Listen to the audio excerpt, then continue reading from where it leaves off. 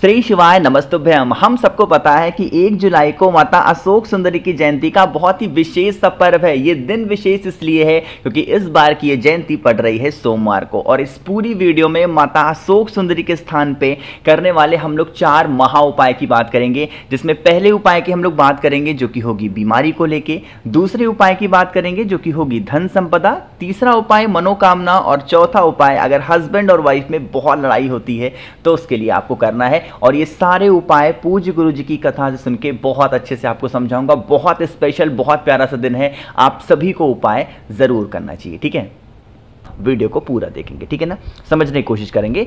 सबसे पहले हम लोग बात करने जाते हैं, जैसा मैंने बताया हम लोग पहले किसकी बात करेंगे, बीमारी के लिए। तो स्क्रीन पे आप सभी को दिख रहा होगा काला तिल। जब भी बीमारी की बात आए ना, आप काला तिल जरूर लिया करो, ठीक है ना।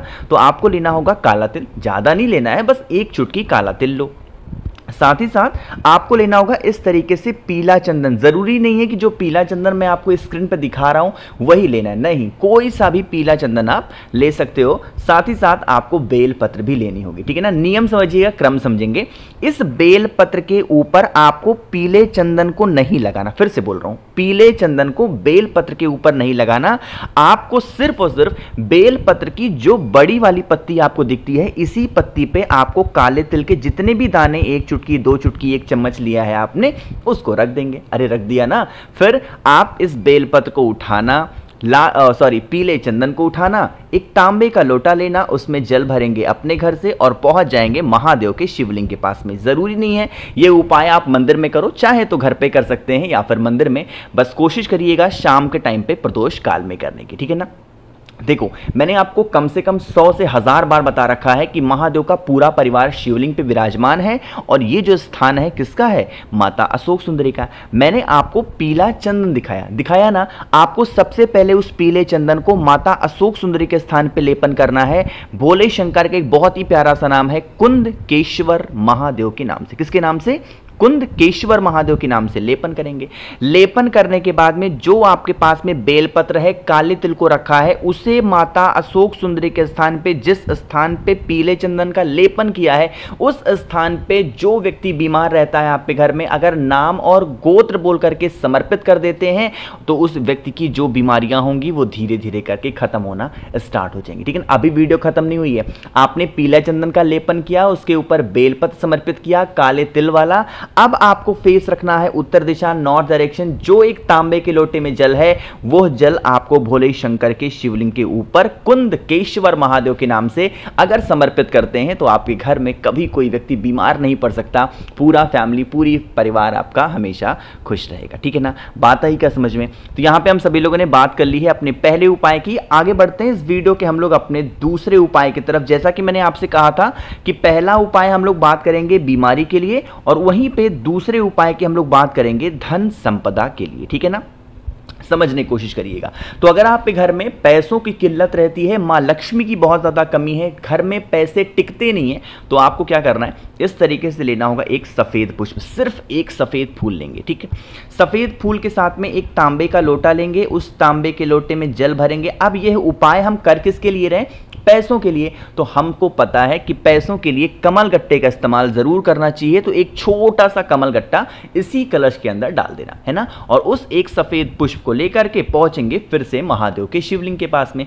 फेस रखिएगा उत्तर दिशा यानी कि नॉर्थ डायरेक्शन। अब फिर से मैं जो बताने जा रहा हूं, मेरी बात बहुत ध्यान से सुनिएगा। जो पुष्प होगा, सबसे पहला काम करेंगे, उस एक सफेद फूल को भोले शंकर के शिवलिंग के ऊपर समर्पित करना, ठीक है ना।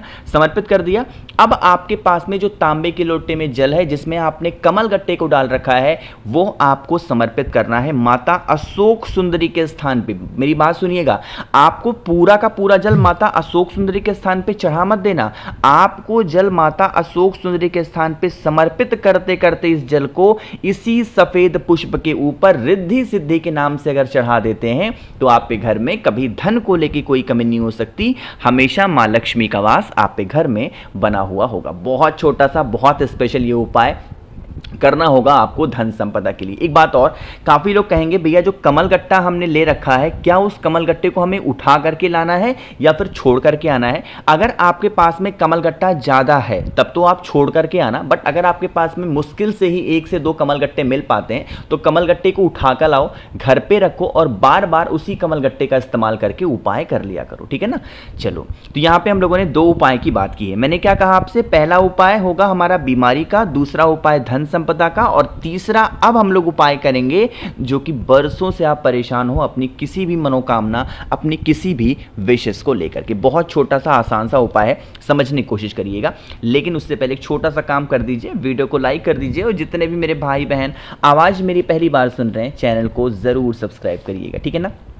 चलो समझने की कोशिश करते हैं। आपको मैं बता दूं ये उपाय कौन सा है, ये है 10 बार जल चढ़ाने वाला उपाय। कितनी बार? 10 बार। और अगर इस उपाय को आपने इस सोमवार पे करके देख लिया तो आपकी बरसों पुरानी मनोकामना पूरी होगी, ठीक है ना। देखो समझने की कोशिश करते हैं। स्क्रीन पे आप सभी को दिख रहा होगा बेलपत्र दिख रहा है ना, तो आपको क्या करना है, सिर्फ एक बेलपत्र लेनी, इससे ज्यादा मत लेना, सिर्फ एक बेलपत्र लेना और फिर तांबे के लोटे में जल भर लो, पूरा एकदम भर करके ऊपर तक, यहां तक भर लेना। जल को लेकर के उस एक बेलपत्र को लेके पहुंच जाना भोले शंकर के शिवलिंग के पास में। मन है ये उपाय घर पे करो, मन है मंदिर में कभी भी कर सकते हैं, कोई दिक्कत नहीं, ठीक।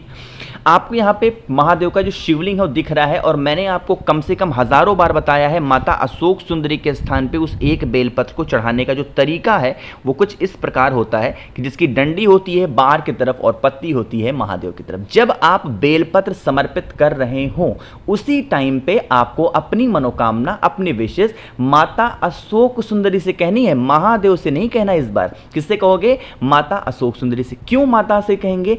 क्योंकि भोले शंकर की सबसे प्रिय पुत्री कौन है? माता अशोक सुंदरी। और जब आप इनसे कोई प्रार्थना करोगे और इनको आपने खुश कर दिया तो ये सीधा जाकर के आपकी वो बातें महादेव से बताएंगी, और अपनी पुत्री की बातें ऐसा हो ही नहीं सकता कि कोई पिता ना माने, आपकी मनोकामना पूरी हो जाएगी, ठीक है ना। तो बेलपत्र समर्पित कर दिया। अब आपके पास में तांबे के लोटे में जल है, उस तांबे के लोटे का जो जल होगा वो 7 बार समर्पित करोगे इस बेलपत्र के ऊपर। कितनी बार?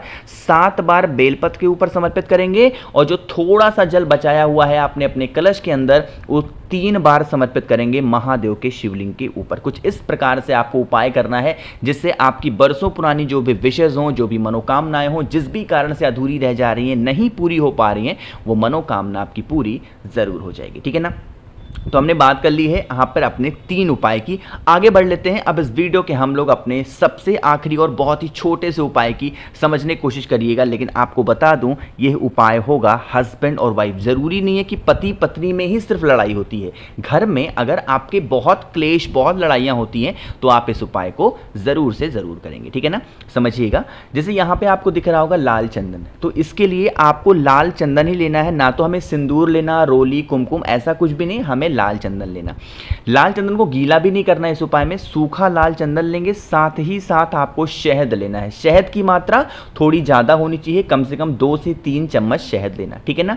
उस शहद के अंदर जितना भी आपने लाल चंदन लिया है उस लाल चंदन को शहद के अंदर डाल करके अपनी उंगलियों से अच्छे तरीके से उसको मिक्स कर देंगे, ठीक है ना। कर दिया, करने के बाद में एक तांबे का लोटा लेंगे और वहां पे जल भर देंगे। अब समझिएगा इस उपाय को। देखो, कभी भी लड़ाई झगड़े को खत्म करने का शिवलिंग के ऊपर एक स्थान होता है जिसे हम बोलते हैं माता का हस्त कमल, कटी भाग, और वो कटी भाग यही होता है, ठीक है ना। क्या करना है आपको, जो आपके पास में लाल चंदन और शहद का लेपन है उसका लेपन आपको करना है इसी कटी भाग पे भगवान आशुतोष का नाम लेकर। किसका? आशुतोष महादेव का नाम लेकर के इसी कटी भाग के ऊपर गोल गोल अच्छे तरीके से आपको लेपन करना है शहद और लाल चंदन का।